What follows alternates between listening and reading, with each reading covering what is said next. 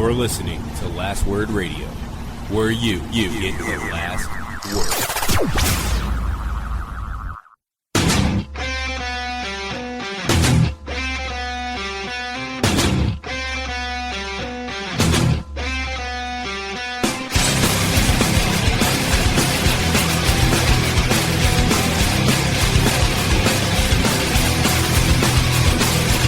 Welcome, ladies and gentlemen, to another episode of Running Wild Podcast. I'm your co-host, Rich. Alongside me, as always, my co-host, Runz. Yes, sir. I just want to remind you guys that we're brought to you in partnership with lastwordonsports.com. You can listen to us through their iTunes channel. You can also listen to us and find us on W2M Network. It's Wrestling to the Max. You can follow them on Facebook. And you can follow us. You can email us directly at runningwildpodcast@gmail.com. You can follow us on Twitter at runningwildlwos. Follow me on LWOS Rich on Twitter, and you can also find my articles over at lastwordonsports.com/wrestling. All right, so we are in the thick of things. Saturday afternoon, right after NXT. You want to get things started, man? Nah, I don't want to talk about wrestling today.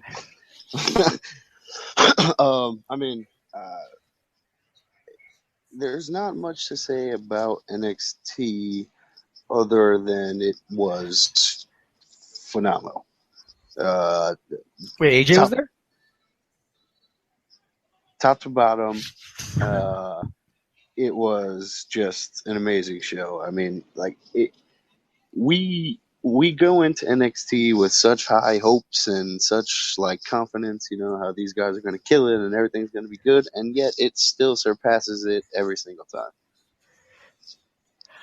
I gotta say, I don't think that I've seen so much of Nakamura. A lot of his mannerisms in the ring are odd. Like when him and Zayn were going back and forth with those elbows to the jaw type thing. The way Zayn was staggered, right? But the way Nakamura would stagger was he was some sort of weird. I don't know. His reactions are it's not bad. It's just very different, So EJ was here watching it, and he said that Nakamura is like a Japanese Dalton Castle, and to an extent, I see exactly where that's coming from because of what you just mentioned. His mannerisms and the way his arms and his legs, they're jiggy, they don't go straight, they always have some type of it is so cool to see him on the WWE production, because you don't get to see that quality on New Japan. So that match was one of the best matches I've ever seen. Yeah, I mean, I'm not gonna lie to you. When Zayn was going for the, jumping through the, I don't know, what do you call that? I don't even know the name of the turnbuckle DDT. So I'm watching it with Statwife, and I'm like, I kept telling her to watch stuff, and she was like, she's looking at her phone. This one, I was like, stop. Look now. This move is amazing. Yeah, it's hard to get people to watch NXT. It really is. And then he just kicked him in the fucking head. I hate you, Nakamura. I wanted that spot. I love that spot. I know it's predictable. It was so brilliant. It was just a perfect stop to it. Zayn, how he just kind of laid there for a second and then was kind of just groggy falling out of it was perfect. And it's a testament to how good Sami Zayn is that he's able to tell that underdog story and, just make you care so much. The crowd was so sick. And what I liked about this crowd was I feel like the Brooklyn crowd at Raw and even at NXT Takeover, the one right before SummerSlam, I just felt like they go into I feel like they go into business for themselves a little bit. It's just kind of annoying. There's always one point in the night where I kind of get annoyed with the crowd. I don't think that happened at Takeover, though. Raw, 100%. But, the same thing with Raw after WrestleMania and that kind of thing. But usually the NXT crowd is a diehard crowd, and then they don't do that. Crazy. The Fight Forever was just an awesome chant. All right, I mean, so I was surprised that the Samson Cruz match wasn't there. So that got pushed to Dark Show. Not Dark Show. What am I talking about? Yeah, whatever. Dark Mania. So that wasn't there, which was fine because that wasn't that. That was the match that we both right. It was when it was Bailey and Asuka. I was like, oh, okay. They'll throw in Cruz and cool Samson here. Whatever. And then they just started showing the Joe and Balor package, and I was like, wait, what? What happened to that match? I watched the pre-show. I didn't see it. Unless I just didn't pay attention, I don't know how I missed it. I wouldn't have missed a wrestling match during that. The thing about that is also that I feel like that crowd didn't get a go to the bathroom moment. When do you go to the bathroom? Like without, and I don't. No offense, Apollo. I know you're listening. I'm sorry. I like your work, but listen, that match would have been perfect there. So because all those great matches back to back. It's 2 hours sitting, and it was late too. It was. Not for that crowd, I guess. But, the 10 to 12 thing going on. Yeah, that was bad. I don't like that at all. So then you had the tag team match kick things off, which it felt like that match. So I don't know why, but I decided to look at. I'd already watched it, but I was looking up online to find what happened to the Cruz match, and I started seeing the times of the actual match length. Uh-huh. I felt like each match came off as longer because they just felt real back and forth. Like at one point, I felt the Revival was going to win. I thought the hot tag had already been made, and it felt like it was. I don't know. Now here's the beauty of NXT is. Every match of the night, I felt like both guys were going to win. There was not one match where I didn't know or I knew the finish. The Aries came out of nowhere. I knew Nakamura was going to win, but throughout the match, who knows? That was such a crazy match. I could have seen it going anyway. I didn't realize that it was going to be Zayn's farewell. Oh, well, I knew that too, but either way, it didn't. Zayn fought Cesaro and he lost. So, it didn't necessarily have to end any certain way. Then you had, after the tag team match, I want to ask you if you realize this, what the finish to Bailey, Asuka, and Balor Joe have in common.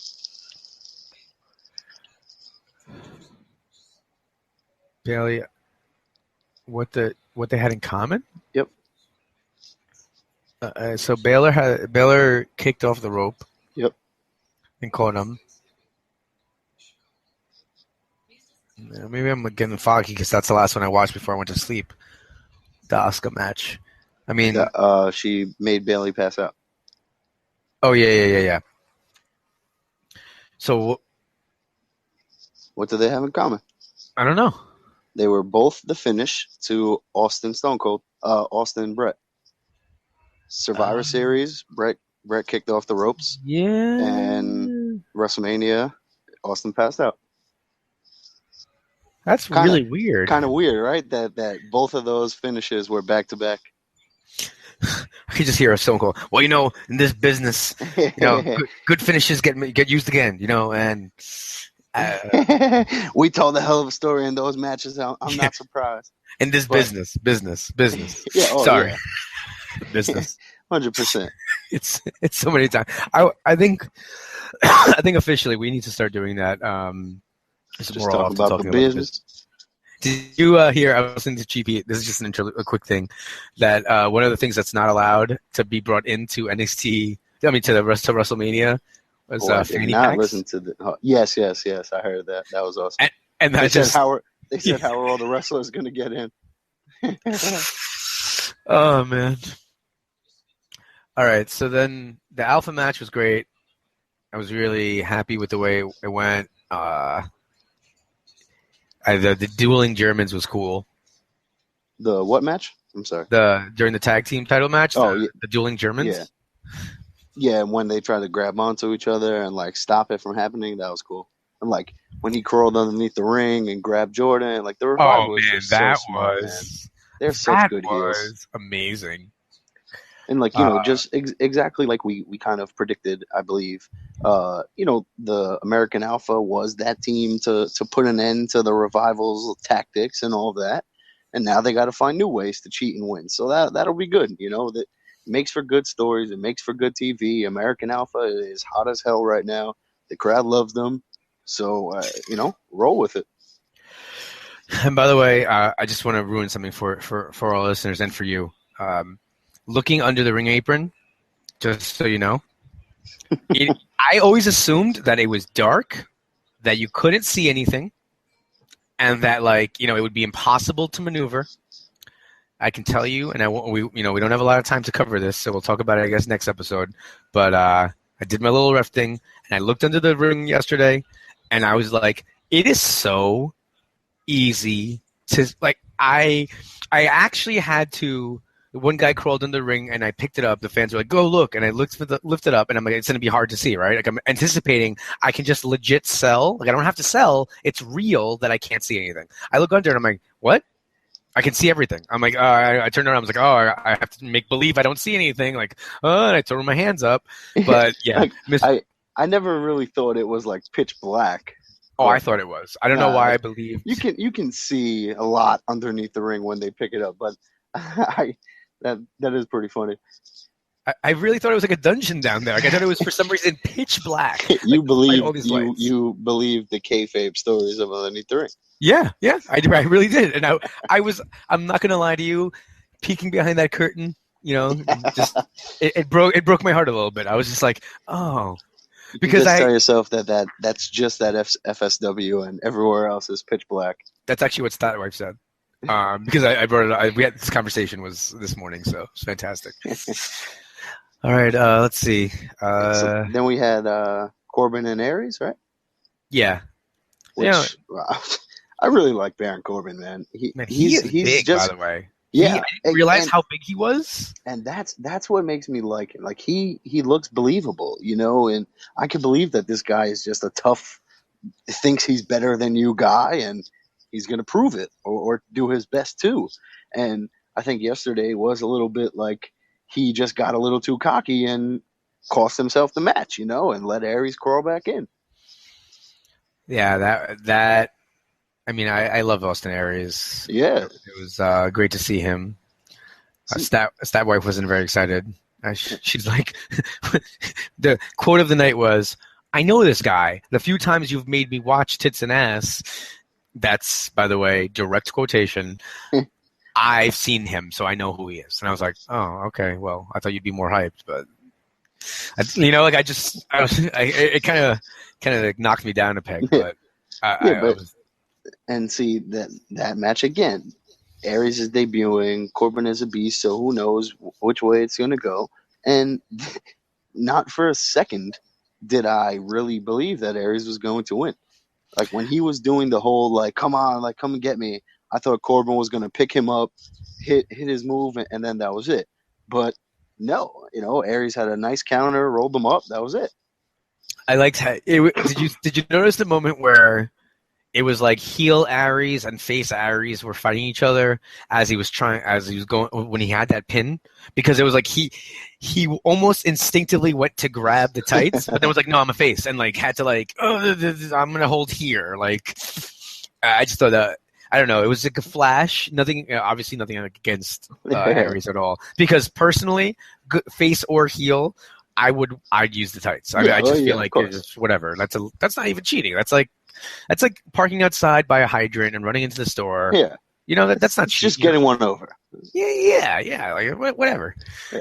So I really like that. Yeah. I mean, it was funny because the whole time going into it, I really didn't think Corbin had any shot. But then when I just saw them standing next to each other, I was like, oh, he is monstrously larger than this man. Like, how did I overlook this aspect? Yeah, I really didn't see that. So, yeah, I mean, a good match, great story. I enjoyed the hell out of it, and great job to NXT. Then what else? So we've talked about the tag. Then we had Zayn Nakamura. which there's not really anything to say other than go out of your way and watch this match. Like, I came home from work today, and that's the first thing I put on. I just said, okay, yeah, I have to watch this match because one of the best matches I've ever seen. The strong style was on full display, and EJ had a question, which was like, who can keep up with this guy? Who is going to be able to wrestle Nakamura? And I started going down the list of like, well, Rollins, Ambrose, Zayn, Owens, Neville, Balor, but Ziggler, like, and then I said Cena because I'm confident in Cena's ability to step up with whoever. But other than that, like, Nakamura versus The Miz? Are you kidding me? Like, Nakamura might kill The Miz. Well, I mean, there's certain guys, like, okay, I would say, like, don't work ever with Ryback, but, with Miz, the one thing that Miz has going, I guess, in it would be he's a heel, so he would do something heelish to gain the upper hand, and eventually...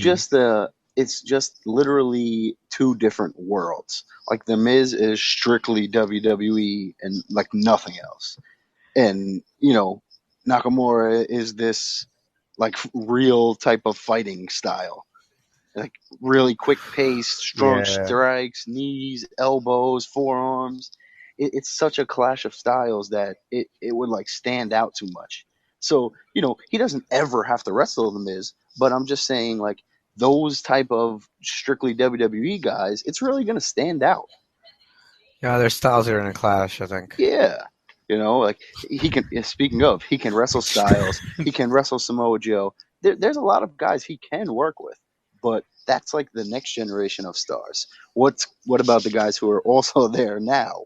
Like, that's the tough part. Do you think we saw Ibushi and Bobby Roode in the crowd? Is that a under lock? Contract? Yeah, under contract. Yeah. What are you, nuts? Ibushi, though? I didn't know he was under contract. They were in the crowd, like, when we were at NXT and SummerSlam, and Ric Flair was in the front row for one match next to who? Asuka.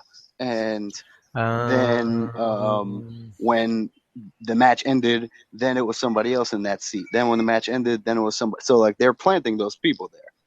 Like, it was Scott Hall and X-Pac were in those seats. Oh, you don't think they really bought those seats? Yeah. Then it was JR and Ibushi, and then it was Bobby Roode. So those guys are locked, under contract, done deal. Like, I heard as soon as Nakamura was signed, he was pushing for Ibushi.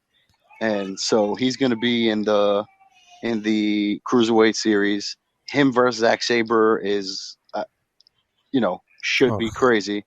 And they even had an interaction on Evolve. So Ibushi went right to Evolve. So, I mean, WWE's had quite a relationship with them over the past couple months. So, it's just only a matter of time, really. So then Asuka Bailey started out a little bit slow. Crowd was a little bit drained.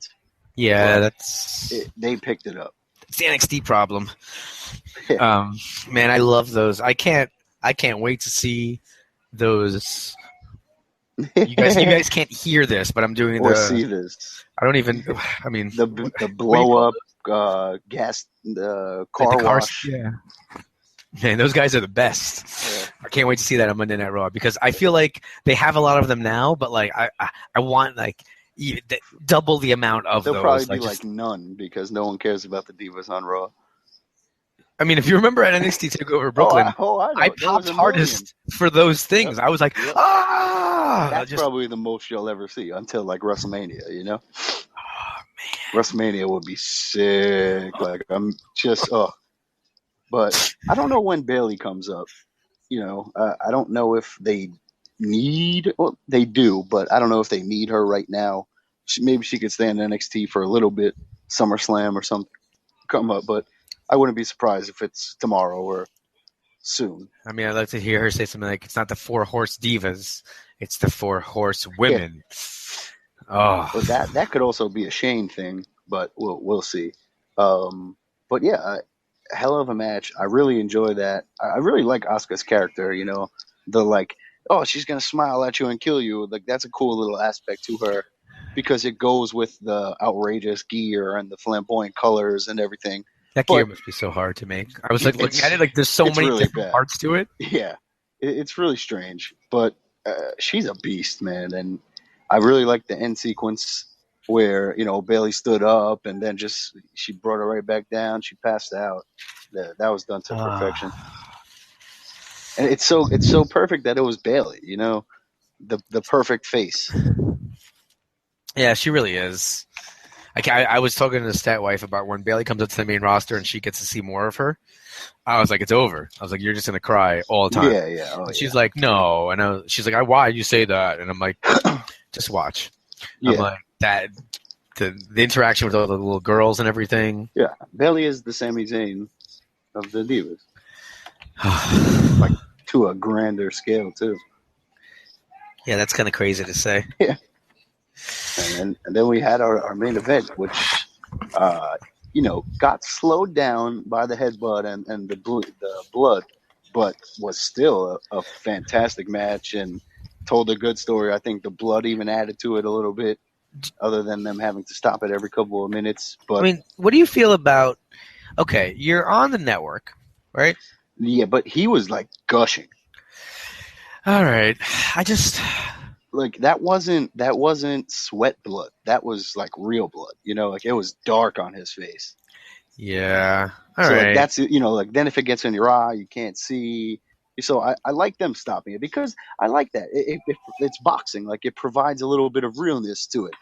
And then, you know, it keeps coming or whatever. But I didn't mind it because it was a real thing. Like what can you do? You know? Yeah. I just feel like you're I don't know. I get what you're saying. It's just tough. It's when 10 o'clock at night so on much. the network, and you have like basically a bunch of like 25 to 35-year-olds watching. But that's what I'm saying. Like I don't think they did it because they were scared of showing blood. They did it because he was bleeding so much. Yeah. You know, like it wasn't because he was sweating. Like that was just that kept coming. All right. I mean, and now, like. It kind of just set in when I was about to say now we move on to WrestleMania because neither one of us has anything to do until WrestleMania, and it's kind of crazy.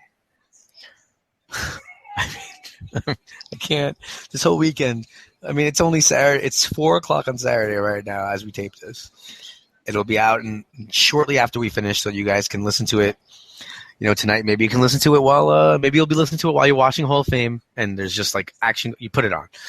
I can't. I mean, just from when I left work yesterday, and then I went to the FSW show, and then I came home and I watched NXT, and I woke up and I watched NXT, and I go to work and I come home, and now we're podcasting, and then what? By the time I'm going to finish putting up the podcast, and then like the Hall of Fame induction thing's going to start. I can't.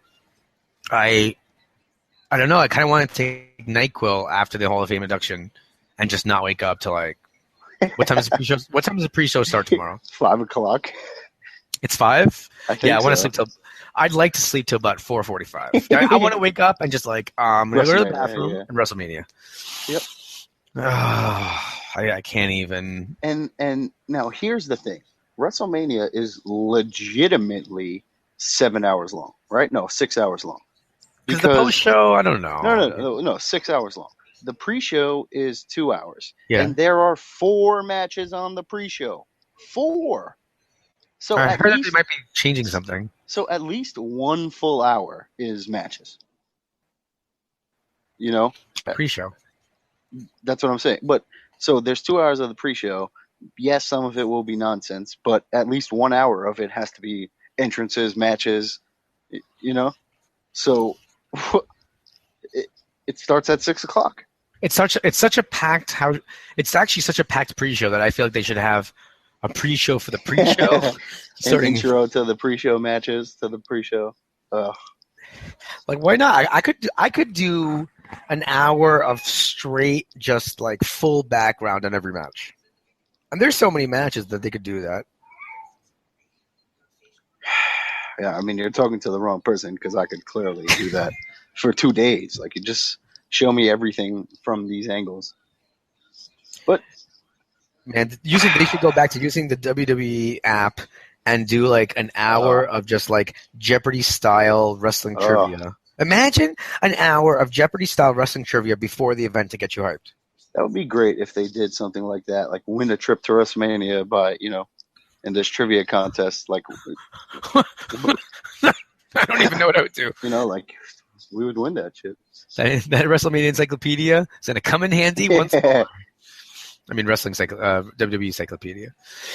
All right, so I mean, yeah, we'll get started with the pre-show. So last week, right, we discussed who that fifth diva was going to be, and during that conversation, I was gonna say Eva Marie, but I was like, no, or maybe we did, but like people hate her, so there's no way she could be with the faces. Yes, it makes sense she's on Total Diva, but people dislike her so much that you can't put her with the good guys. And that's exactly what they did. The crowd shit all over it. And now, where are we? But hold on. Because, all right, are you going to tell me that all the divas are so good at selling? And I like them. But that after when she came out, their reactions to her were just based off the crowd? Like they immediately picked up on it and shunned her? No. I think that's where this is going. Yeah, it's got to afterwards because they all just looked at her like, "Wait, what? Why are you?" And she was like more hyped than any of them. So I don't think it's. I don't. It got shit on, but I actually don't. I would call that they got the heat they were going for. I think they knew what they were doing. It's Brooklyn. You know that they're going to. No. Yes, but. She has X-Pac heat. She has I don't like you, you suck heat, not like I'm going to cheer against you. So, that's the difference. Yes, they achieve what they were going for. They achieve what they were going for because it's not hard to do that. Like, people are going to boo her anywhere. So I get it. It's okay. We'll see what happens. I can easily see her costing the good girls and aligning herself with Lana because that would just make sense. So, whatever. Team Bad, Blonde, and Blonde. I don't mind that. That's a cool little. Because Eve is bad. Because you're right. Eva Marie is bad. Not Eva Marie. Yeah. Eve. I can't keep it straight anymore. Too many Evas. Yeah. All right. So, I mean, I think the faces go over there, or do you think that she cost them? Yeah. I want to say that the heels win, but if it's Bree's legit last match, show, whatever. But I don't know. It's the pre-show, so who really cares? I think Lana and them kind of need to get a win, and it would make sense if Eva turns on them. So I'll go with the heels. Because maybe Bree is it really Bree's last match at Mania? She's done at Monday. Like I don't know. What if like she is angry and her last match on Monday is her and Eva Marie? Yeah, but what is she going to have? Like a retirement match? Like, So, like, Eva Marie costs her the match, and then she gets mad, and they have, like, a loser leaves town, and Bree loses. Yeah, that would be interesting. It definitely would be, but, you don't have to go out on a win, and she's not, like, Ric Flair or, like, she's not a superstar. Yeah. But, it's just a nice kind of gesture. Giving someone the rub before you go out would be a good move. Yeah, exactly. So, but it would be hard for them to get the win at Mania and then still have like beef. Yeah. Or maybe they get the win at Mania and then tomorrow it's like, oh, we got the win because of me, not because of you, and then they have some type of match. But I'll still go with the heels here because of Eva Marie costing them. Just to be a contrarian, I'll go with the faces. All right. Then we have the Usos and the Dudley Boys. I mean, there's the Usos are going to win. Yeah. I don't know. I understand. See the idea that there's nothing going on for this match? That there's nothing on the line? Except $30.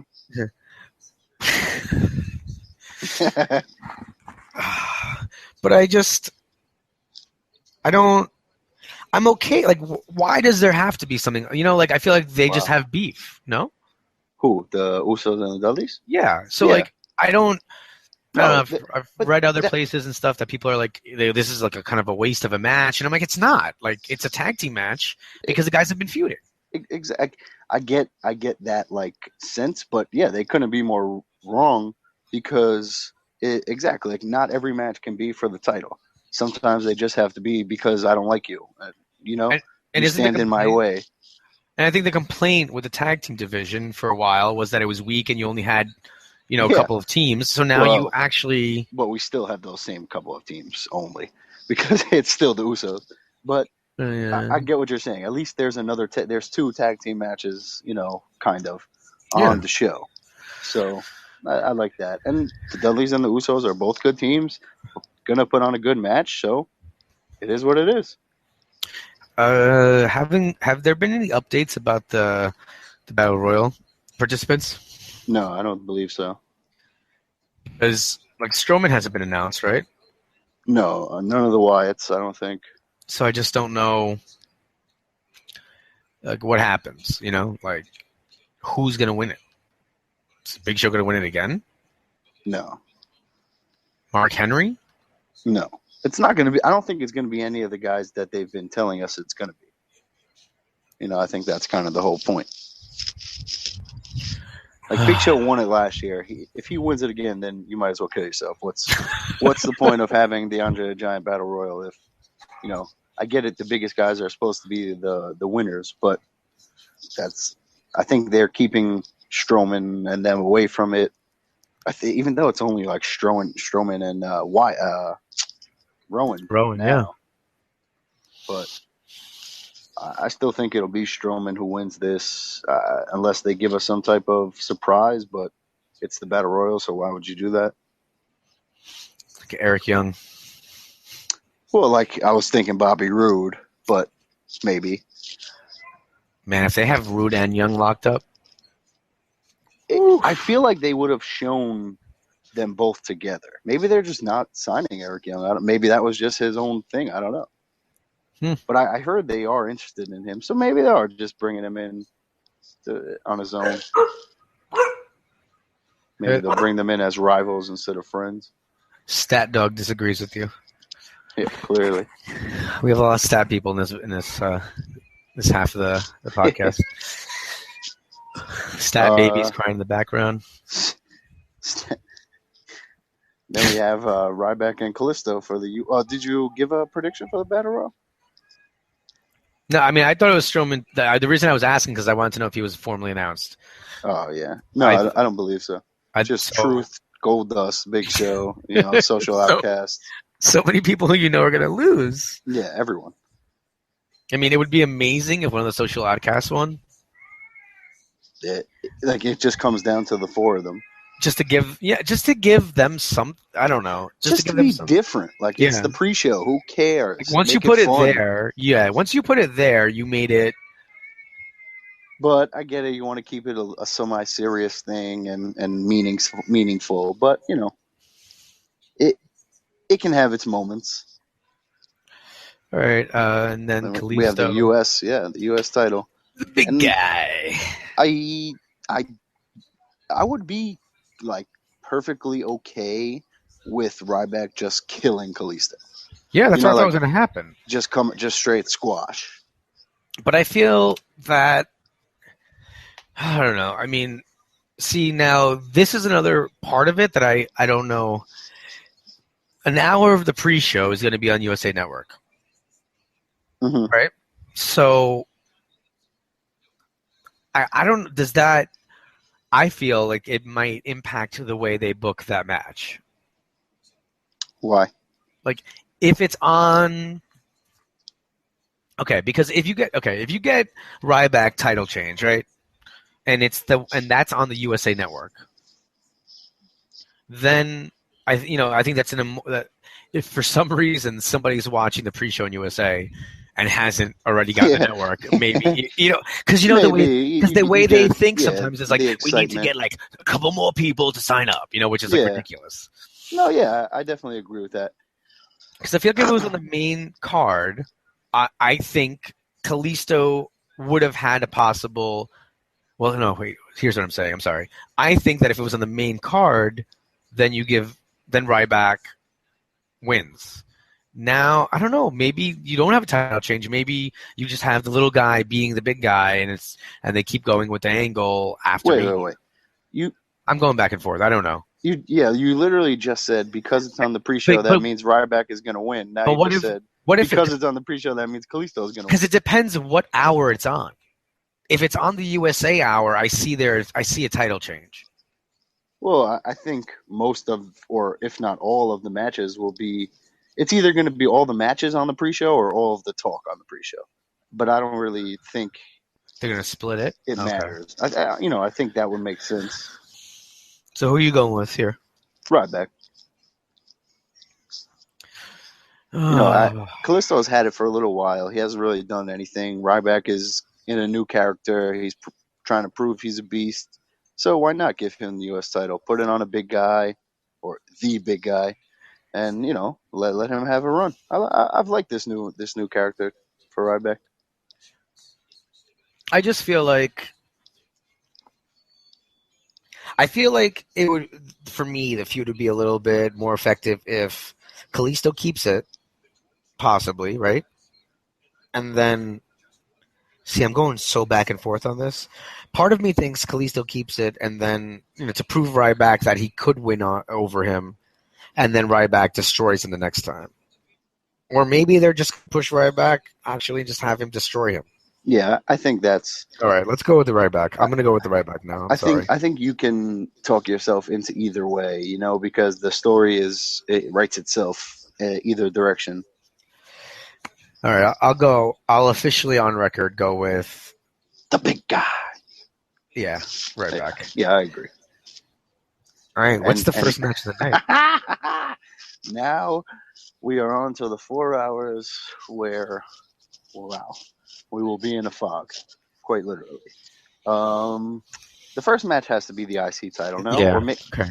It should be, but it could be any match. But see, the thing is, okay. It legitimately could tag be any team. match. It could be the tag team. It could not be Divas. It could be the Divas. It could be the all right. So not Divas. Okay. It could be the IC. It could be Y2AJ. It's not going to be the Hell in a Cell. It could. It's not going to be Brock Ambrose. It could be the WWE title if they want to just throw us for a loop.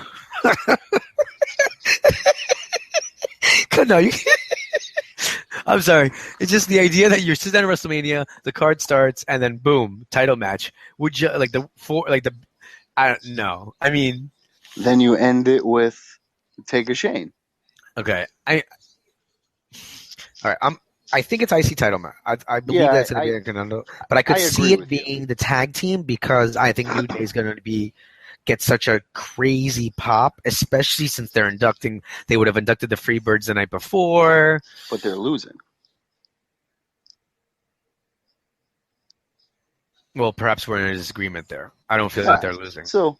Well, we'll go with what we most likely agree will be.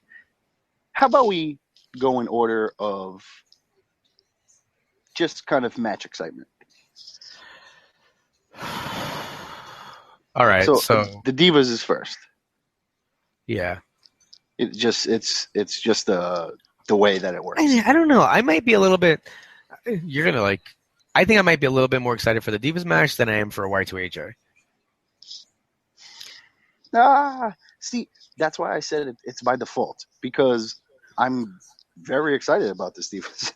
You know what I mean? Like, yeah. I'm not excited about any match that's actually on the WrestleMania card. I think this match is going to be great, and I really think that my girl Sasha is going to take home the title and usher in a new era of women's wrestling. Yeah, I don't see how there's any. Yeah, that was annoying. I had a reason though, so anyway, I think Sasha wins, and yeah, I mean, if we're gonna I say by default, I guess I'll go with you on that one. Yeah. So Charlotte can't. There's not even no. Sasha wins. That's. I don't know that there's no question Charlotte wins. I think she can win. I think I don't think Becky wins, but I think Charlotte or Sasha can win. Poor Becky. Because if not for Sasha, Becky is good. You know, like Sasha's Yeah, just Becky still hasn't really won me over. But, I mean, all right. Sasha is just... She's gonna boss it up, I think, and take it home. And it was funny. I was watching... Well, after I watched the Daniel Bryan thing yesterday, clearly I watched WrestleMania 30. So, like, Me too. Triple H's entrance is Sasha, Charlotte, and I can't figure out who the third one is. It looks like Alexa Bliss a little, but it could be anyone. But yeah, again, it was cool. Like, oh, there, look at Sasha with normal hair, and nobody knows who they are. Yeah, it's like CM Punk was on Yep. John Cena's car. Yep. That stuff was awesome. Yep. So we'll both go Sasha. I don't think Charlotte is out of the question, but you apparently disagree with that. Just with Ric Flair in her corner, it being WrestleMania, you have the Flair celebrating. I could see it. Well, here's my thing. If it was one-on-one, I would side with you. But because, like, all right, so Somebody Flair can counteract Flair. Yeah. I gotcha.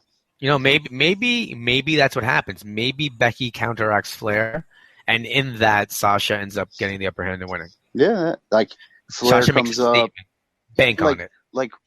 All right, here there you go. Like, Flair pulls Charlotte out of the ring. Becky goes after Flair, and Charlotte rolls her up or hits the bank statement. Yeah, I can see that. I think we just booked the finish to the match, but Excellent. yeah. Sorry we spoiled it, guys.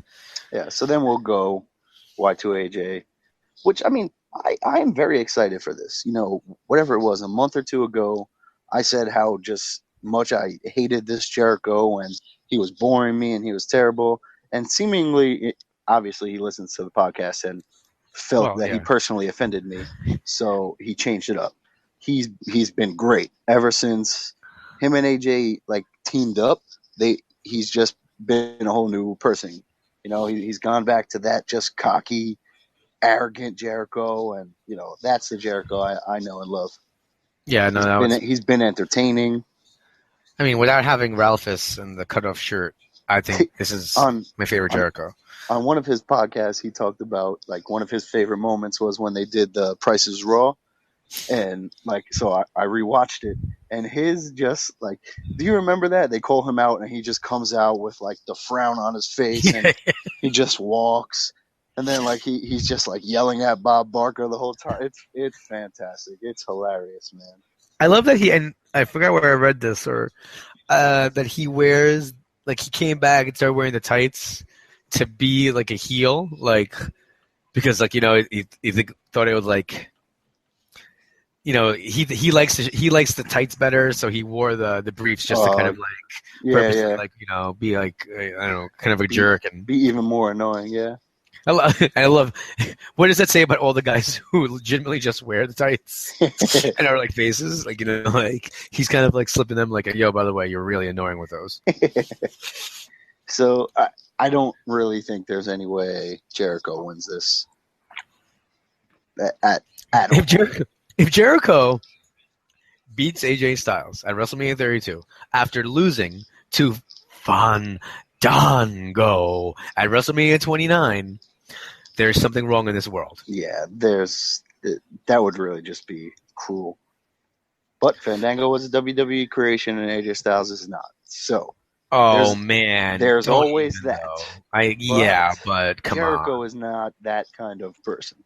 He knows how the business works and that he needs to put over the next guy. Yeah. So Styles has gotten over. The crowd has really responded to him. He's proven his worth and how good he is.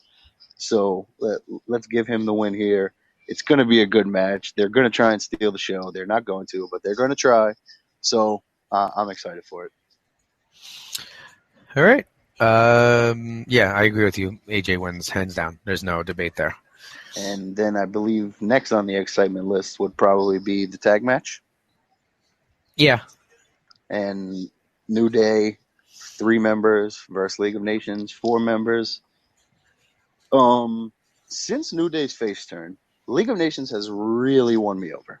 Like, really won me over. They've just been exactly what I want them to be. Like, just brutes. They've just been beating New Day up every chance they could, celebrating, throwing it in your face that we're bigger and better than you. I love that. So, I mean, I've always kind of liked the League of Nations. They're a perfect foil for the New Day. You know, they're just dry and, you know, whatever. And New Day is such clowns. I just don't. I'm not sure if I really feel here that New Day loses the titles. It's not for the tag team titles. Really? Yeah. I thought you even said I think you said the next match is the World Tag Team title match. No, they said the tag team match. Oh, all right. I thought, for some reason, it was just some weird. Like I assumed it was a title match. Remember, we discussed this, how like New Day is using 3 people. It would have been cool for League of Nations to have 2 separate teams holding the belts and switch them back and forth. Because some places advertise it as a title match, other places don't. Everything I'm reading says that WWE is not advertising it as a title match. So internally it's not, which it doesn't make sense. But I guess that's how you get League of Nations over. And then you have the tag match for the titles at the next pay-per-view or on Raw or wherever. Well, then if that's the case, they definitely can't go on first. No way. Okay. All right, that clarifies things for me. So either way, even if it is for the titles, if they change it or if they don't change it, whatever the miscommunication, confusion is, if it's for the titles or not, I still think League of Nations gets the win. New Day, if they're faces, the faces are always better chasing. So whatever, they can play up that whateverness, funniness. League of Nations can be those vicious heels. Now they're the champions. They could throw it in their face. They could be cheating. They can do all that. But if it's not for the titles, I think that's even more so. New Day is outnumbered. You know, League of Nations is a lot bigger than them. Yeah, it's funny. I didn't seeing them together. You notice how even Barrett is like, just so much. I mean, not the Big E Langston. Oh, so this is a cheap heat. They have like all they're like on Radio Row or whatever they call it. Yeah, I saw that. And the New Day walks up and he's like, Xavier Woods, Kofi Kingston, Big E Langston, and Big E's like, no man, no, not the Langston, bro. Not Langston, just Big E. Like for him to say that out loud, it's got to be crazy, that's good. Did they mention Greg and them last year? I hope they did. Oh yeah. Yes, all right, perfect. I'll have to listen to that. It's pretty good. Like you just have like Joe shows up, AJ Styles shows up. Yeah, I saw them posting pictures. I didn't know it was out yet. Otherwise, I would have tried to listen to it. But, all right. Yeah. So you're gonna go League of Nations? Yeah. If it's not for the titles, League of Nations. All right. All week at work, since now my kids like New Day since they're good guys. I've just been walking around going League of Nations, League of Nations. So heel. So like on Friday, like the math teacher has this cool thing, but that doesn't matter. And so when they were answering questions, she was like, all right, walk around and, give a check. So the one girl who was in the class that works there was giving checks and smiley faces. So I was like, okay, when my wrestling kids get a question right, what can I do? So like the one kid, I drew the Seth Rollins symbol, and like he crossed it out. He got so mad. And then like he was like, oh, Jeff, when Juan gets a question right, write LON on his paper. So I did, and he was like, what? And then I drew like a John Cena symbol. So, ways I keep myself entertained. I mean, now, again, by default here, our next match on the excitement level is the IC title match. Yeah. Well, it's the WWE title match, but we'll just talk about that. Yeah, if we have to be honest, this match might be, for me, it might be the most exciting. No way. Not more so than Brock Ambrose or Taker Shane. It can't be. Okay, not more than Taker Shane. Okay. But Brock Ambrose, really? because of Zayn and Owens. Yeah. Brock Ambrose is going to prove itself to be very good once I'm watching it. But if you're asking me right now, out of between that one and the IC title match, if you had to miss one match, which match would you miss? I'm gonna say that I'd have to miss that. Well, there's gonna be crazy stuff going on in the IC title match. That's a tough spot to put yourself in because you don't ever want to miss Zayn. So like that's a given that you wouldn't want to miss that one. But I get what you're saying. Yeah, I kind of like. I don't want to. I'm not. I won't miss either of them. But I'm really looking forward to Brock and Ambrose. So just by default here, we'll talk about the IC title match. Really looking forward to all of the guys in this match. All well deserved. I like all of them. It should be a really fun, cool match. Yeah, I mean, and what I wrote about in my article, my preview article for this match was Owens has done an amazing job, or the writers. I mean, I don't know who do you give more credit to here. It's all Kevin Owens show. Of really making me feel like, other than, like, I think out of the 7, there are 4 guys that I think could really win it, and all 7 matter because of what Owens did. And all right, so I was just gonna say, would you like to rank them in order of who has a shot at winning? Conveniently, I already did this.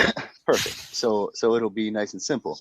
But I completely agree with you. The story that they told on Monday or whatever 2 weeks ago, where Owens, fake introduced the 3 guys with these 3 subpar replacements was fantastic, and it gave Zack Ryder, Sin Cara, and Cody Rhodes, Stardust, who have worked their ass off for years. It gave them a shot in this match because it involved them where they're like, wait, what? You were playing with us? Like you think that low of us? So that was great, and it gives them that reason. It gives them that moment, and it's really awesome. I'm so excited for the Zayn Owens interactions that it's gonna make me like not care, but basically be disinterested with like everything else. Like just get to the part that I care about, So let's see. I'm gonna go at number 7. We have Sin Cara. For me, it's Sarah. Yeah, yes, 100%. I wrote because I think that Kalisto's in like. So when I wrote this, it was a couple of days ago, but I felt that Kalisto's going to drop the title, and that this, then Sin Cara doesn't win, and they're kind of like going to go back to being a tag team. So then that's why I felt like Sin Cara is the last of all of these guys. Yeah, I definitely think Sin Cara is last. He does not stand a chance in this match. Then I think at number 6, right? Because there's 7 guys, so Kalisto 7. I mean, Sin Cara 7. Yeah. So 6, I put Stardust. I think because of the, I don't know, maybe I'm wrong, but I think that the picture that was leaked, whatever, him, Breeze, and Tyler Dillinger, I think Stardust character could be done after Mania. Maybe he's the one who gets carted out. Like somebody always gets like thrown, pushed through something, and maybe the knock on the head, and he gives it back to Cody. I don't know, something weird. Maybe that's cool. Yeah, that's a good idea. And then what I could imagine. I don't know if they'll do this, but they're in Dallas. I feel like that's like Dusty Country in a way. What if like he gets eliminated and gets hurt and then comes back on Raw, comes out as Cody? Like he'll get a huge pop. Well, but not if you want to make him a heel. Oh. But yes, he could be. And at number 5? See, I guess Zack Ryder. Nope. You have Miz. Yes. Yeah, I know. Here's why. Because if you're going to give somebody a like what, it's going to be Zack Ryder instead of the Miz. Zack Ryder is going to have that moment where he's climbing that the crowd is going nuts.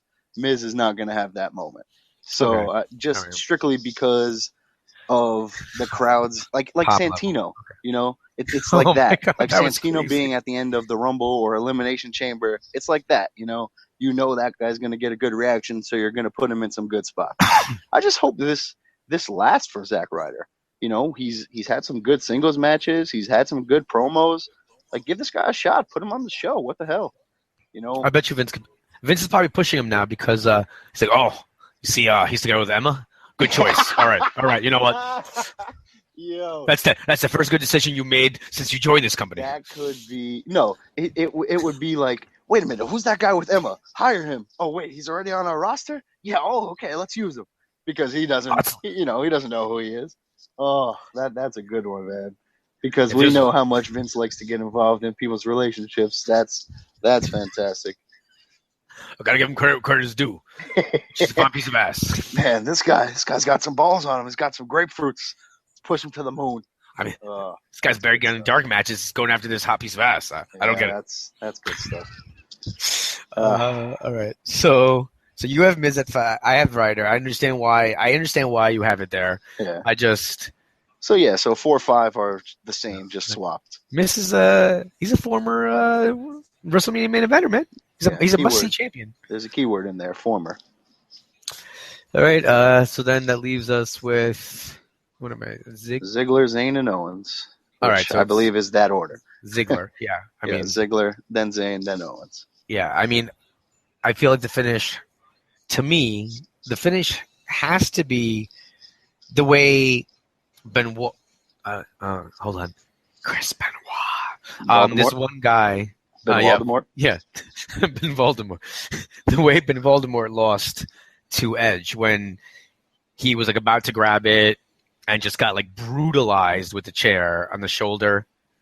Okay, yes. Like it has to be like the crowd, everyone, the entire world needs to see Kevin Owens fuck Sami Zayn over. Not win the match. Like he needs to fuck Sami Zayn over and then win the match. Yes, I like as you were saying, I was trying to think of a way. Like I was waiting for you to finish so I could say, Zayn is climbing the ladder and Owens just kills him.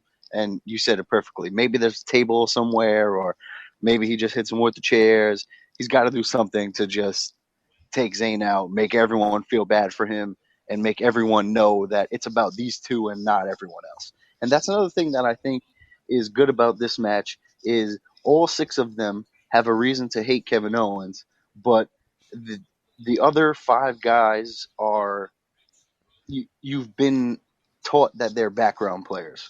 So Owens and Zayn should stand out among them. If they won't get lost in the shuffle. There's not 6 other superstars in there with them. Yes, Miz, Ziggler are big time names, but they're undercard guys at this point. Yeah. So yeah, that's. I think Owens walks away with that.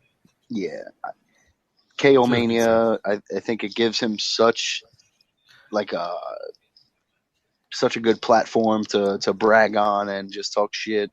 So it sets up every story.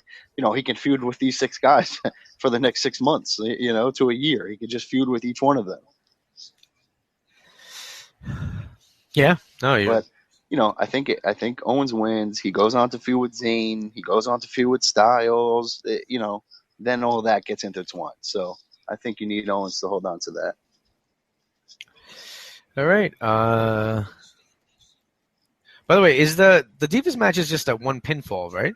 Mm-hmm. I do not believe it's elimination. No. Okay. So now of the 3 main events, I'm talking about Triple H Reigns now. Because it's of those 3 matches, it's the one that I'm least excited about. Okay. But I am still excited for it, and I won't shit on it. I do enjoy Roman Reigns. I hope that the crowd doesn't just boo it out of the building. That's fine if they boo Roman Reigns and cheer for Triple H. I just hope they don't shit on it. Don't go into business for yourself. Don't start a wave and doing all that. It's the main event, one of the main events of WrestleMania for the world title. Just make this feel meaningful. That's all you have to do as fans. That's your job. Yeah. But now, on that note, I don't see how this closes the show. Do you agree? Do you think that it does? What do you think? One of our longtime listeners actually sent in a WrestleMania card preview and had an interesting idea where they're like The Rock is out there like supporting Reigns towards the end of the match, and basically Reigns is getting frustrated and ends up getting distracted by Rock a little bit, gets hit with a pedigree, and then Reigns attacks Rock, spears him through the Timekeeper's area, and he leaves like just destroying everything as a heel. That would be cool. Crazy ending. Or you have the WrestleMania 9 ending where Rock comes out to help Roman Reigns. He loses. Triple H starts popping shit. Rock wins the WWE title to close out WrestleMania. Yo.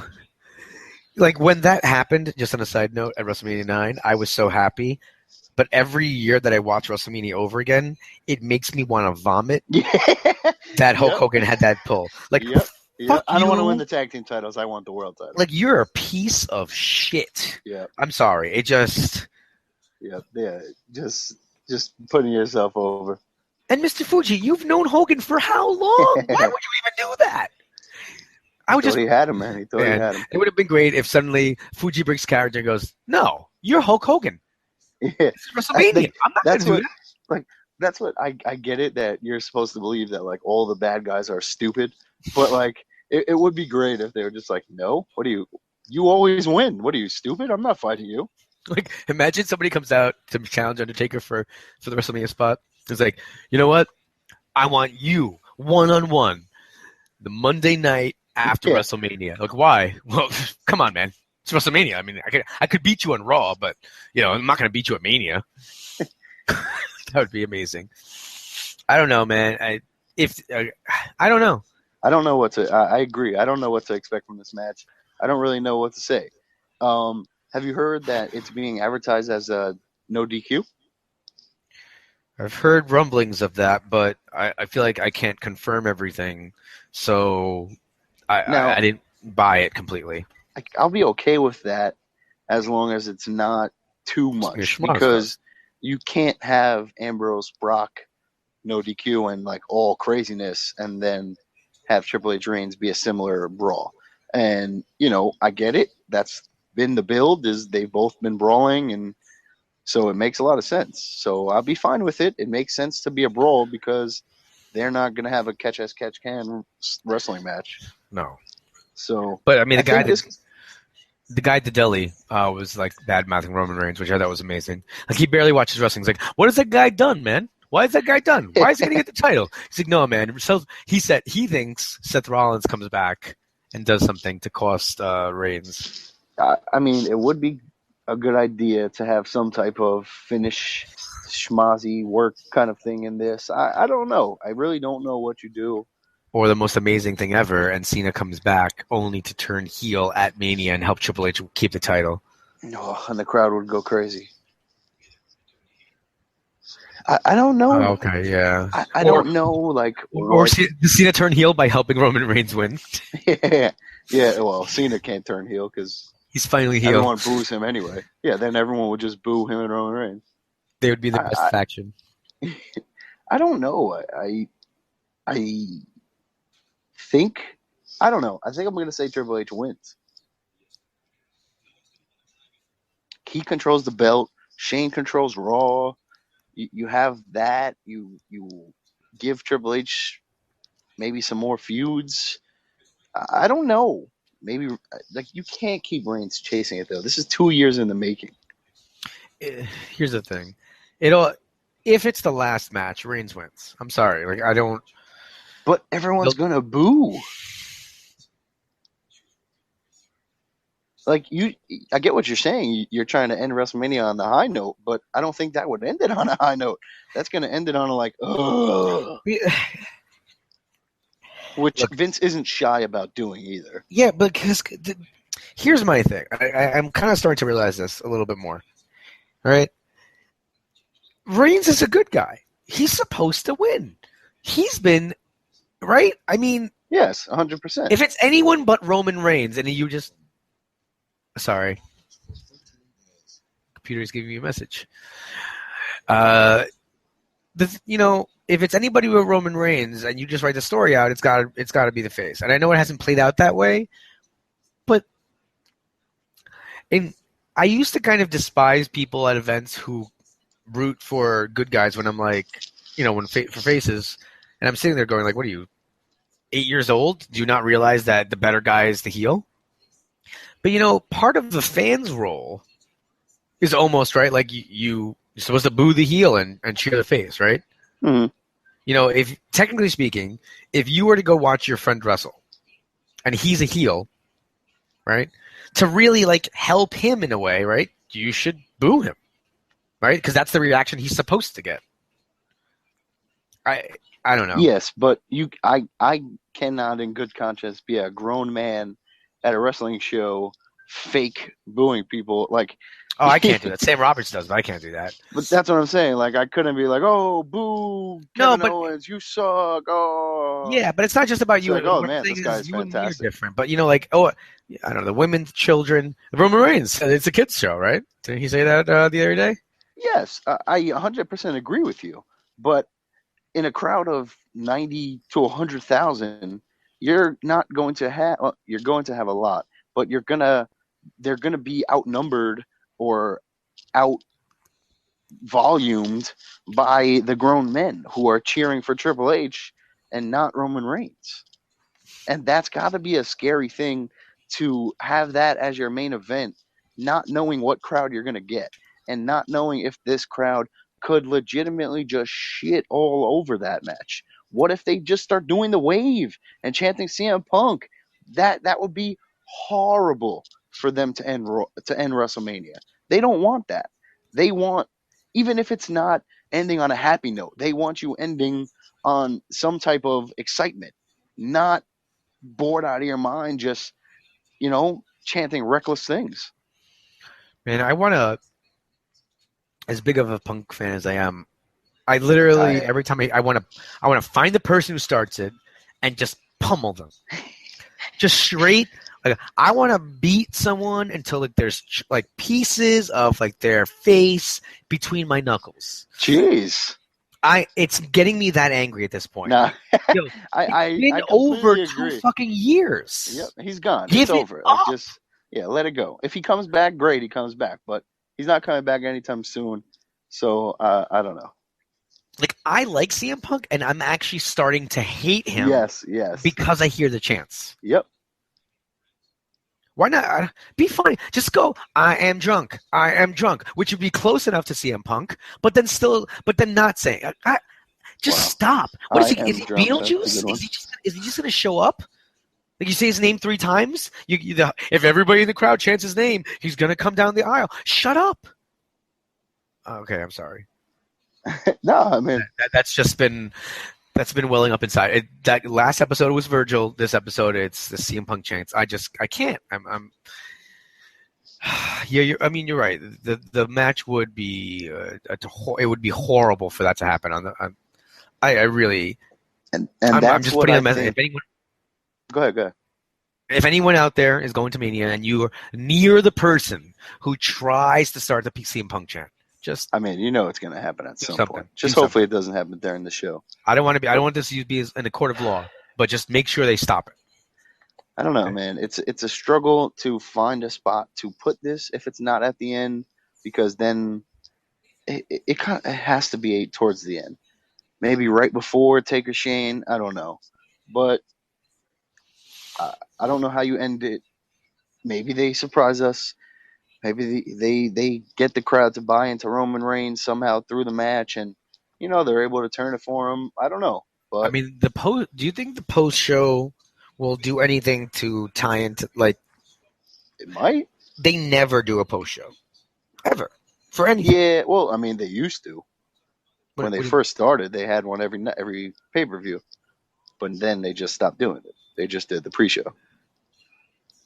Oh. They used to have the post show for like half an hour or 20 minutes. And then they would just recap, have some interviews, and then it would be it. Like, they used to do it for Raw. I don't know why I don't remember that. Yeah. Well, maybe, I don't know. if maybe they're using it for that reason. This Maybe could go on. This could go on for days. to set something up for Monday, or I don't know. I guess just give people more WrestleMania to watch. It's great because this is the one of the matches I don't know who's going to win because of the terrible options available. Yeah. Whereas like the other matches, like I don't know who's going to win because it's just amazing. Yep. So, final call. Who are you picking?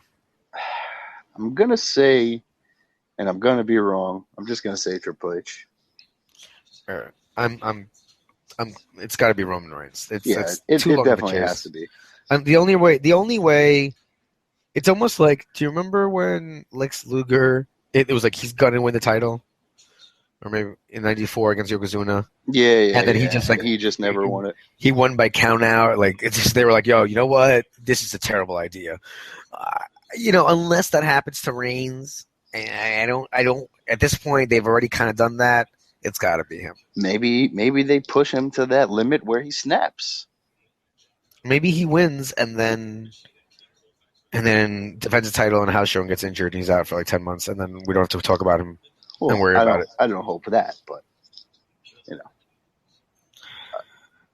I do agree with you that Reigns wins, but I would like to see Triple H hang on to it, and so we'll see what happens. Triple H, we watch. And I mean, for me, this is the match that I'm most excited about, but we'll talk about it first. Brock and Ambrose, I'm ready. I'm ready for this match. See, it's weird because I know I'm going to enjoy it, and I know it's going to be great. I'm just not. Maybe like this. Maybe all this talk is going. I have no emotional tie right now to it. Yes, I can see that, but I also don't know what to expect from Taker Shane. What if it's bad? I don't see. Because I think that Brock, match is going to be so crazy. I think so too. I really do. But I think Shane might die. It's such an odd pairing and a crazy stipulation that I don't know what to expect. I think it's going to tear the house down.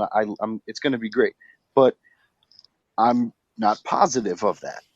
It could be terrible, but Brock Ambrose is going to be a war. I mean, they have to bleed, right? I don't know. How do you know if how do you know if someone is hurt if they're not bleeding? I don't know. I really like Ambrose now. Yeah, man. I've loved him from when he was in FCW, but he annoyed me. He his when he first became the Lunatic Fringe, I was really annoyed by his lunatic fringiness. By the Lunatic Fringe, yeah. But, and now he's more. Have you watched you watched the Table for Three? Did you watch the car ride with Ambrose and Reigns? I didn't get to watch that. Okay, so that episode was probably one of the funniest ones by far. Really, they were great. They were hilarious. They were good, and Fox and Paige are just retarded. So it was a really funny episode. But that's just who Dean Ambrose is. He's just nuts.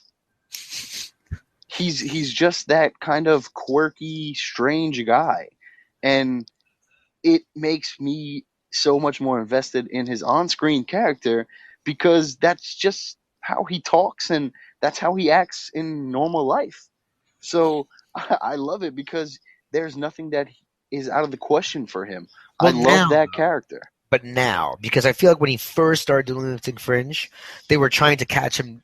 They were trying to show him be lunatic fringy, and I think it was too much. I think that's yes, but that's because they're trying to get it over. But yeah, I know. I also think maybe you didn't have the background on Ambrose that I tried to get when I was watching him in FCW, like when he was John Moxley and the stuff he was doing in FCW, and when he tried to fight the feud with Foley.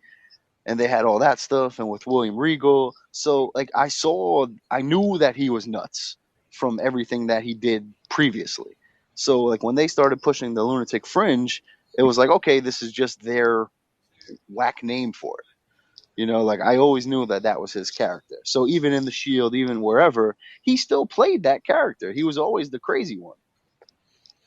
True. So like I don't mind it. Yes, they throw it down your throat, but they do that so that you never forget it. Yes, it makes us sick most of the time, but I get why it's done. So who do you think?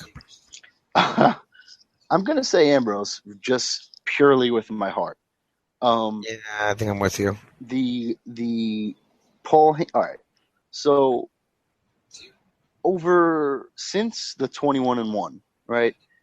When Paul Heyman said this is a spoiler, he in interviews and stuff he said like, well, now you believe me. So the next time I say it and it's not true, it's gonna mean something. And I feel like that's the time. He said it, you remember it, and now is the time when it's not gonna happen. And you're gonna be like, oh shit. I mean, there's a part of me, because I want Dean to win. There's a part of me that is scared that he doesn't need to win as much as just need to look amazing. Yeah, but then you put him in that Bray Wyatt category, and that's not a good place. He's nowhere near that. But if you keep having him in his character is concrete, so it doesn't matter if he wins or loses, then you get in the Wyatt's area because that was their whole thing. Wins and losses don't matter. I just have to win the war, but he never does. So that's the thing. You have to keep that out of there. A loss to Brock doesn't mean anything. It really doesn't because he's the beast and he's kind of the new version of The Undertaker. He's dominant now at WrestleMania. He broke the streak, and now he's always going to have that over him at WrestleMania. So I don't know what I can easily see Brock like straight just squashing him like he did to Cena, but that's not going to happen. No. Ambrose is going to fight his ass off. He's going to use the weapons. I think he finds a way to keep Brock down, and that's kind of crazy because I don't think Brock has lost since he came back, or like he lost to Triple H, he lost to Cena. That was it. You think so? No pin? You think like maybe? No, I think he gets pinned. Okay, I thought you meant like maybe. But that's what I'm saying. Like he hasn't gotten pinned, since those matches with Cena. That's crazy. So like without even realizing it, like obviously they realize it, but they have something really special in this Brock character because he's not there, and it's so meaningful when he does fight. Especially now at WrestleMania, like we said, with him breaking the streak. I just think it's going to be a hell of a match, and I'm going to be rooting for Ambrose. Like most of the time, we don't. Well, we do, but a lot of the time we don't get so emotionally invested where we're actually rooting. Like I'm going to be cheering for Ambrose. Yeah, I mean, that's crazy for you to say because I'm normally the one who's actually rooting for someone like Sami Zayn all the time. So it's refreshing to hear that you might get your heart broken like I do a lot. I want. I almost want Brock Lesnar to win just so that I could like look over now and see you go like, ah. Because like Ambrose is one of those guys that I've always liked. So like now he's the babyface. So that's rare that happens. No one I like is really a babyface ever. By the way, I'm going through. I'm sorry because I was just flipping through the write-up for the WrestleMania card that our listener Adam sent, and my favorite of all of them, because I wanted to share another piece of it, was Jericho. Cool high octane action between Jericho and Styles. Jericho's being a bitch and uses weapons for an advantage. Just I like that he went from high octane to being a bitch. Yeah, very scientific to very just straightforward. Just made me feel like the way we're talking about how you care about this one. Just he really does care. Like the kids in wrestling or teenagers sometimes are just so entertaining because they buy in and they believe that these guys are just they don't know any better. They know not I'm not saying this is Adam's case. No, yeah. This happens with the kids at my school a lot where just they believe they just like the good guys and now they hate they love the New Day now because they're just the good guys and they're getting their ass beat and it's so amazing to hear what they think is going to happen. Like one kid told me that he would have cried if his father disowned him the way Vince McMahon disowned Shane. And I was just like, yo, like this is so amazing because that's not real. He's still his dad, but you think that that's not his father anymore. If anyone asked you who Shane's dad was, you'd be like, oh, well, it was Vince McMahon, but he disowned him, so I guess it's just him now. Like Yo. that's how you would answer the question. That's fantastic. I Yo. love that. Do you know on Cheap Heat they were saying that somebody has been persistently changing the Wikipedia for Shane McMahon to say that he has no father, that he's not Vince McMahon's son because of the disown stuff. That's great. And like this guy's done it, like he's changed it like 10 times. Like he just keeps going back and forth, like back to change it, and then like they correct it, and he goes back and changes it again. I think it's freaking amazing. Maybe he really believes that it's true. He's like, I don't know why they keep fixing this. He was clearly disowned. I'm correcting it. God. All right. All right. So you got Ambrose. I'm Ambrose too. Yes, I'm going Ambrose. I think this whole story has been about Brock just killing him and Ambrose continuing to fight back. So I think Ambrose has to find a way to get the win. Maybe Brock kills him after the match, but I think Ambrose comes out the victor. Any chance the Wyatts show up, interfere? God, I hope not.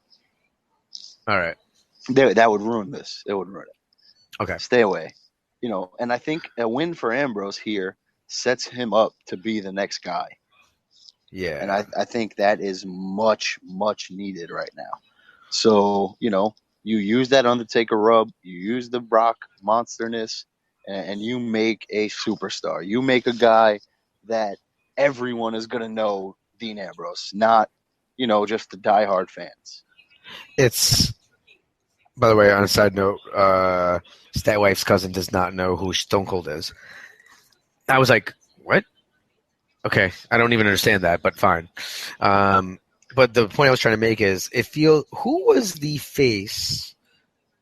Why was it Diesel when Stone Cold was starting to like really get a following? Who was the main guys? Like who? Yeah, who was like the face of the company? Well, he wrestled WrestleMania 11? Did he? No. I feel like at 12 he might have wrestled Savio Vega. Okay, so at 12, so Brett, Shawn, Diesel it was probably still Diesel and Razor for some point in time until they left. Because 13, who was the Undertaker? He won the title, I think. At the 13, he was the champion. Yeah, versus Sid Vicious. Because it just feels like Reigns is that top baby face. They're trying to make him the top baby face, but it's really organically Ambrose, and I feel like that this match will go a long way to continuing that. Yes, and that's the tricky part with this for them is I think they have to turn him heel because you have Cena and you have Ambrose, and those two are getting bigger, stronger reactions than Reigns, so he's never going to be that top guy. I wouldn't say never, but he could use a Rock treatment where you make him the heel and he does his dastardly things, and then he becomes the babyface. And that was the worst. I was so upset when Rock went face. Yeah, I mean, it is what it is, though. The timing was right. And then that's it, right? we have the Hell in a Cell. I don't know. I mean, I don't know what happens here. I have no idea because anything can happen here, and that's the greatest thing of all time. What is that thing that you guys watch? The NCAA tournament. Yes. I would assume that that same notion of anything can happen, right, is reflected in that. One match, one game, yeah. Right. It really feels like, I don't know. I don't know because on one hand, it makes so much sense for Shane to come in and do this whole storyline and then get the win. But it makes too much sense for Shane to come in and do this whole storyline and just get the win, you know? So I can see them doing the little swerve and having Taker win or having some. So that's where maybe this isn't the last match, because maybe you have some type of screwy finish or the run-ins and stuff like that. Oh man, if the Mean Street Posse runs out, I'm gonna just lose my shit. I don't The think you baby have to will be worry woken about up by that my one. shrieks. Yeah, that one I think you should be okay with. I mean, I feel like Shane's gonna jump off the top. What do you think? I don't know. Like it's death, but I don't know, man. I feel like he. I don't know, because after doing that on Raw, do you do that on Raw to top it, or do you do it on Raw because you can't do it on Hell in a Cell? I think you do it on Raw to get everybody excited for an even bigger spot at Mania. I agree, and like that's so crazy. That Like that if he cell does is this, so high now, though. Like if we see that the cell is 5 feet shorter, I think they mentioned this on Cheap Heat. If you just notice, that cage looks a little short, then we'll know something's going to happen. I don't know though. It's so dangerous, and for Vince's son, like, to come back after 9 years and jump off the top of a 15-foot high cage, dangerous stuff. That's WrestleMania, though, bro. I really. Yeah, not that I but want, like they didn't I don't want let anyone to get they hurt. didn't let like Punk jump off, or like they haven't let anyone jump off. Like it hasn't been done. Okay, here I have an. Undertaker is laying on the table. Shane climbs to the top. He jumps off. Undertaker jumps up, catches him, and tombstones him through the table. Yeah, standing on a 3-foot space, he catches a 200-pound guy jumping from 20 feet in the air. Yeah, good luck. Right into the that would be the greatest reversal in the game. Yeah. It would be the greatest move ever, because it's impossible. But I guess I know, but Undertaker's not human, so I mean he can probably has that power. Nope. Subhuman, non-human, human, it doesn't matter. No chance. I bet you Brock could do it. No, it's just too tight of a space on top of the table. If it was just like on the ground, someone super strong could, but on top of the table, like the table would probably just break from sheer force. Those tables don't break easily. Yeah, right. They're not rigged or anything like that. There's probably this has to be true. Like there's on the table, there's definitely one of those like sliding locks where you just lock it into place, and then when something's gonna happen, Michael Cole just unlocks it, and then boom, it falls apart. Huh? I didn't even think about that. Neither did I until just now. Brilliant idea. That would make a lot of sense. See, I just thought about it right now. Like, oh, wait a minute, that's got to be how it works. A little trapdoor action. Huh. So, I think we're both going to say that Shane wins here, but how we get to that result is anybody's guess. Is there going to be run-ins? Is there going to be turns? Is there going to be returns? What's going to happen? What's going to happen? Does Vince have a change of heart? Does Taker turn on him? Does Shane have someone join?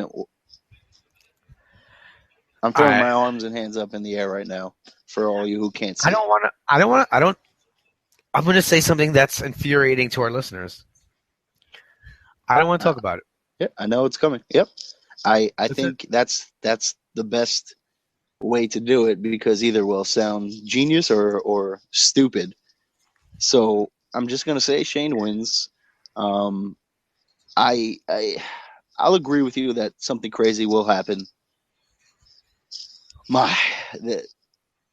This is going to be a very, very good WrestleMania. I am in complete agreement, sir. After NXT yesterday, I don't see how it couldn't be. That's Triple H's baby, and now Triple H is wrestling for the title on Mania. He's got to try and outdo it, and that won't be easy. And might even be impossible. But the guys on this card, I trust it, to put on a fantastic show, and I don't think they'll let us down. I just can't wait.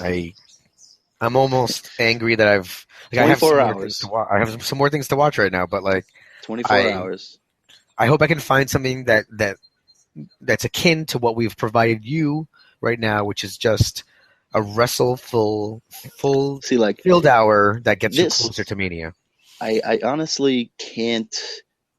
This weekend is just such a great weekend. Like, we had NXT yesterday, right?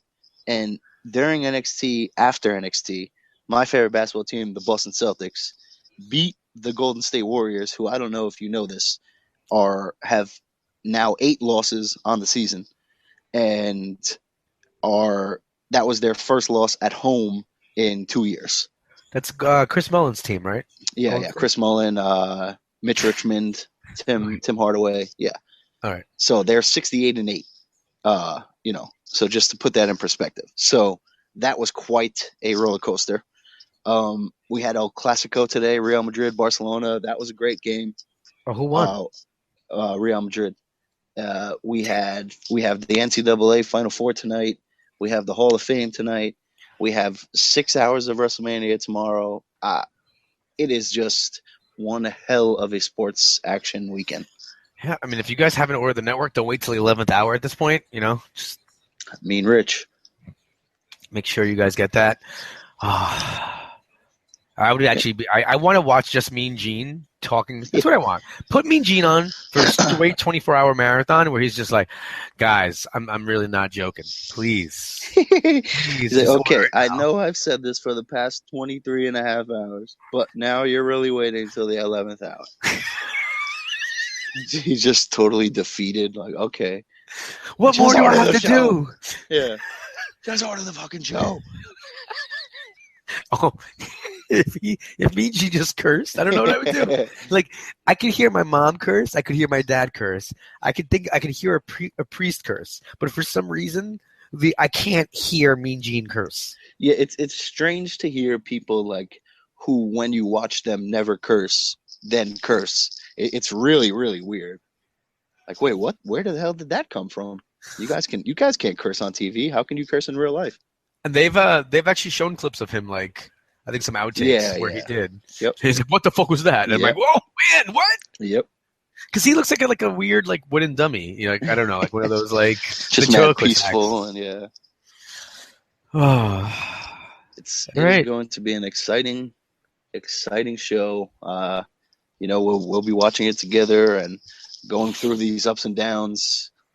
As always, I can't wait. We'll have a lot to talk about on next week's show, and